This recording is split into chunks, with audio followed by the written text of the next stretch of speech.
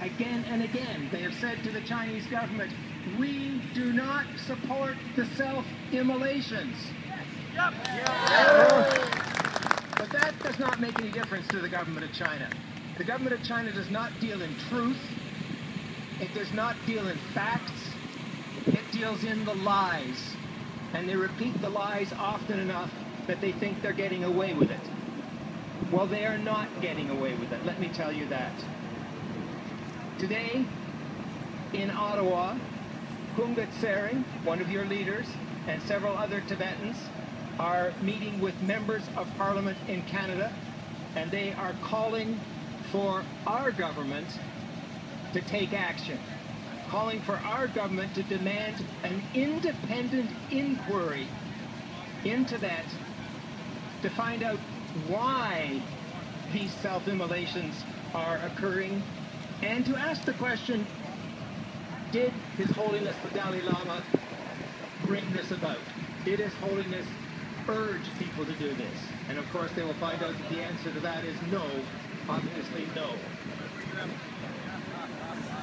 The point is that because of this, there is new energy now directed at our members of Parliament, all the political parties, to get our government and governments around the world to take action, to put pressure on the Chinese government to look at the truth of what they are doing in China, in Tibet, and stop the lies. We've had enough of the lies. We don't believe them. The world does not believe them. And what you're doing here today is helping to get the truth out. I thank you very much. I'll be speaking again in a moment about something that the Federation for Democratic China is doing about this situation. And I think it'll be next time for a speech from Sheng Shi, the president of the International Federation for a Democratic China.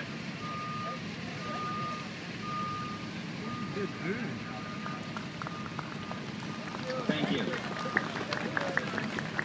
Michael Craig, thank you so much for your support. MP Paginage, High Park MP Paginage, Hingela Chatumindu, Moranki Kutsap, thinking all the last statement, Machi Jolana Shatuchanang. Mr. Mayor, I'm going to be reading a statement on behalf of Peggy Nash, a member of Parliament for Parkdale High Park. Today, as the world marks International Human Rights Day, a day on which we commemorate the adoption of the Universal Declaration of Human Rights more than 60 years ago, I stand in solidarity with Tibet. I stand in solidarity with the over 90 Tibetans who self-immolated for freedom, dignity, and the return of His Holiness the Dalai Lama to Tibet. While we continue to witness intolerable suffering and repression in Tibet, when you gather together, you remind those in positions of power that there can be no sustainable peace if massive human rights violations are left unaddressed in Tibet. I am inspired by the resolve, courage, and activism of Tibetans in Toronto. I was there at the Flame of Truth torch relay in September, and I spoke to many of you in Ottawa just last week. I want to encourage you to keep up your hard work in bringing attention to the critical situation in Tibet. I will continue to call on the government to urge China to address the Tibetan people's legitimate grievances and respond to their demands for freedom and the return of His Holiness the Dalai Lama to Tibet. In solidarity, Peggy Nash, Member of Parliament for Parkdale High Park.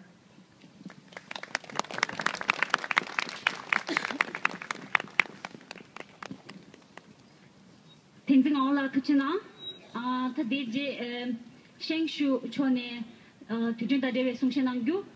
Now I please call upon Sheng Shu to speak few lines on this occasion.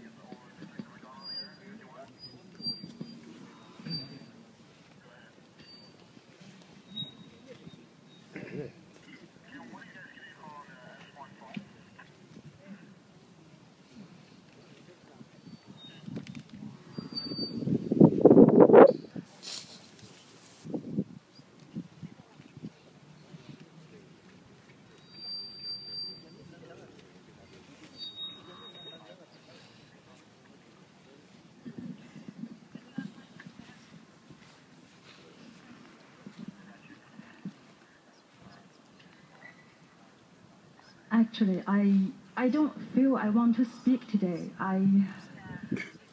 I cannot find any words that's strong enough to express my feeling.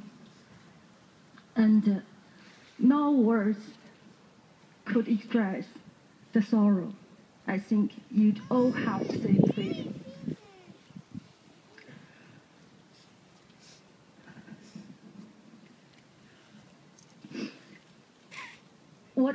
What we have to do is action. We need to do something. Try our best to stop the tragedy. What we can do. The only way, we need to unite together. We need to fight together.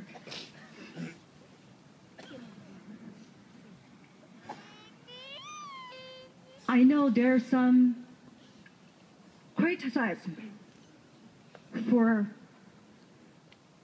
the Tibetans who set bear on themselves. I want to ask, if people even doesn't have rights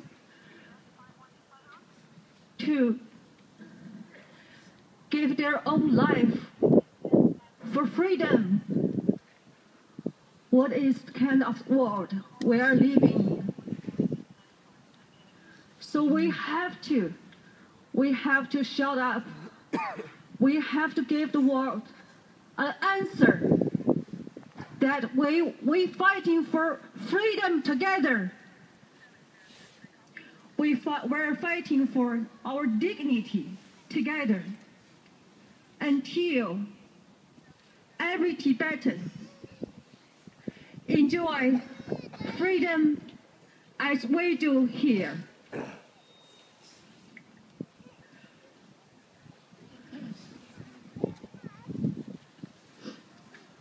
We overseas Chinese democracy movement calling for appeal to the world leaders, and we have collected 77 signatures from the organizations. I'm going to read a part of it in Chinese, and Michael Craig will help me to read it through in English.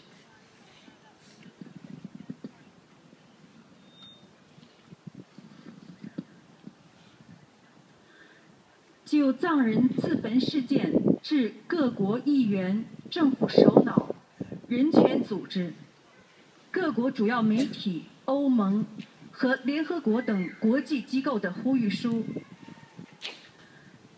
自2009年2月以来，在中共控制下的藏区，藏人自焚事件频频发生，有时一天就传出4名僧俗自焚的消息。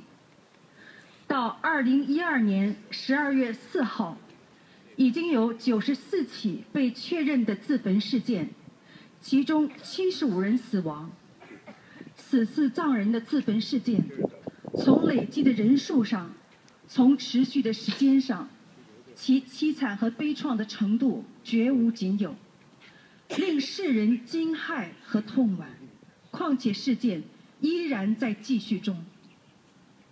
一天又一天，一个又一个鲜活的生命消失在火焰中，年长的、年少的、男人、妇女、僧侣、尼姑和平民，西藏在燃烧中。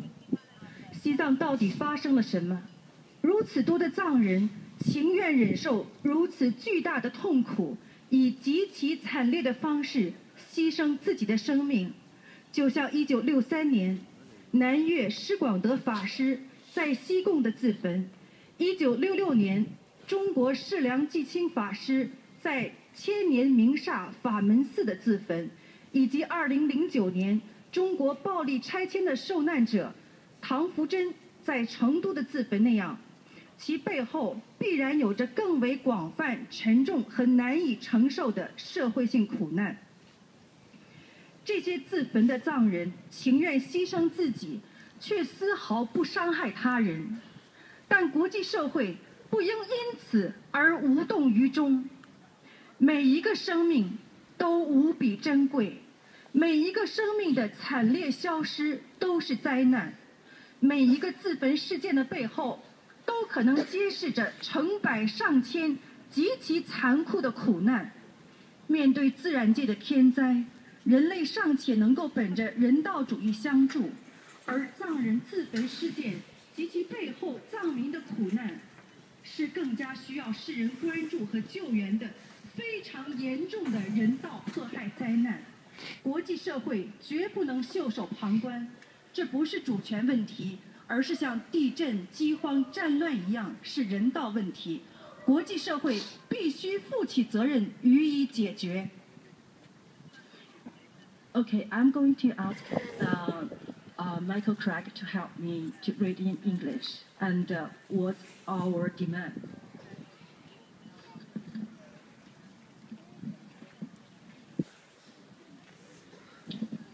Okay. I think it's important to note that this appeal was created by a number of overseas democracy Chinese organizations in conjunction with a great many Tibetans. So it's a solidarity statement, if you like, from the progressive Chinese democracy movement to the Tibetan people. It is being presented by organizations around the world now to the United Nations, the European Union, and governments from Australia to Germany to England to the USA. And we in Canada are personalizing it and presenting it to Prime Minister Harper, Foreign Minister Baird, and the leaders of the opposition parties. So we are trying to get the world behind the need for an independent inquiry into what's really going on in Tibet. Here's the statement. Since February 2009, an extraordinary number of self-immolations, numbering 95 as of today, with at least 75 deaths, have occurred in regions of Tibet ruled by China. Tibet is burning. Day after day, another vital life goes